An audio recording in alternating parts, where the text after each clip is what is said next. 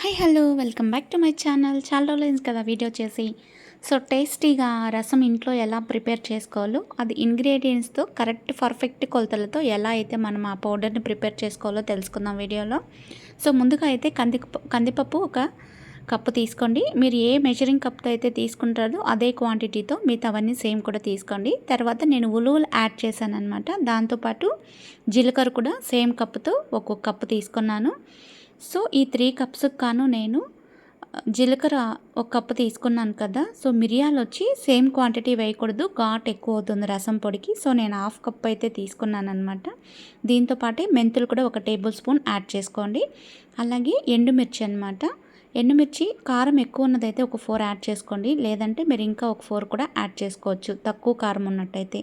అలాగే curry leaves, కరివేపాకు కూడా కొద్దిగా యాడ్ చేసుకోండి. ఇవన్నీ బాగా స్లో ఫ్లేమ్లో గోల్డెన్ ఫ్రై వచ్చే వరకు పెట్టుకోండి. వేయించుకుని పక్కన పెట్టుకున్న తర్వాత మిక్సీ జార్లోకి టర్న్ చేసుకుని నీట్గా స్మూత్గా పౌడర్ని గ్రైండ్ చేసుకోవడమే. సో ఈ పౌడర్ గ్రైండ్ అయిపోయిన తర్వాత లాస్ట్లో పసుపు కూడా యాడ్ చేసుకోండి. కొంతమంది అయితే ధనియాలు కూడా లైట్గా యాడ్ చేసుకుంటారు. మీకు ఇష్టమైతే యాడ్ చేసుకోవచ్చు, లేదా స్కిప్ చేసేయచ్చు అనమాట. సో ఇలా ప్రిపేర్ చేసుకుంటే 1 మంత్కి సరిపడే టేస్టీ రసం అయితే పౌడర్ అయితే ప్రిపేర్ అయిపోతుంది. సో ఇది చాలా హెల్దీ అనమాట, ఎందుకంటే ఇందులో ఉలవలు యాడ్ చేసాం కాబట్టి బరువు తగ్గడానికి కూడా సహాయపడుతుంది. మన వ్యూవర్స్ కోసం ఇంకొక స్పెషల్ ఇన్ఫర్మేషన్ అయితే ఈ వీడియోలో షేర్ చేయాలనుకుంటున్నాను. ఏంటి అంటే, కాణిపాకం వెళ్ళడానికి చాలామంది టూరిస్టులు అయితే వస్తుంటారు కదా. ఇక్కడ చాలామంది హోటల్స్కి వెళ్తుంటారు, ఎక్కడెక్కడి నుంచో లాంగ్ జర్నీ చేస్తుంటారు కదా. అలాంటి వాళ్ళ కోసం టేస్టీగా మంచిగా ఉండే ఒక హోటల్ని అయితే నేను జెన్యూన్గా రివ్యూ చెప్పాలనుకున్నాను. ఇదైతే ప్రమోషన్ కాదండి, ఎందుకంటే నా ఛానల్ ఇంకా మానిటైజేషన్ అవ్వలేదు.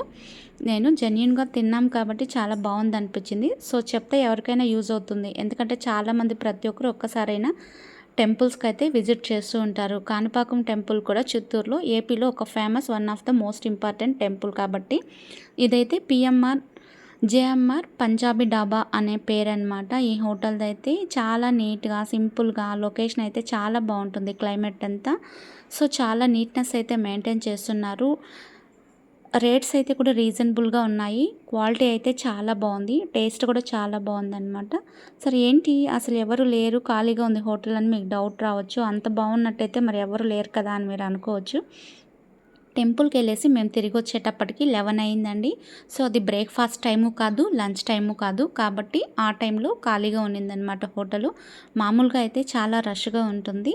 మేమైతే టెంపుల్కి వెళ్ళాం కాబట్టి నాన్ వెజ్ తినం కాబట్టి చపాతీ, గోబీ అలాగే పన్నీర్ అయితే తీసుకున్నాం అనమాట. ఇక్కడ వచ్చి వెజ్ కంటే కూడా నాన్ వెజ్ ఫేమస్ ఎక్కువ. అంటే వెజ్ కూడా దొరుకుతుంది, కాకపోతే నాన్ వెజ్ ఐటమ్స్ అయితే అన్నీ దొరుకుతాయి. పైగా రీజనబుల్ ప్రైస్ అనమాట. టేస్ట్ అయితే చాలా బాగుంటుంది. సో మేము టెంపుల్కి వెళ్ళి తినలేదు, కానీ ఆల్రెడీ ముందు ఒకసారి టేస్ట్ చేసాం కాబట్టి అది ఎవరికైనా యూజ్ అవ్వచ్చు అనే దీంతో నేను షేర్ చేస్తున్నాను. సో మేమైతే వెజిటేబుల్ పులావ్, కడాయి పన్నీరు, అలాగే సలాడ్స్, ఐస్ క్రీమ్, పన్నీర్ ఇలా వెజ్ అయితే తిన్నాము. మీ అభిప్రాయం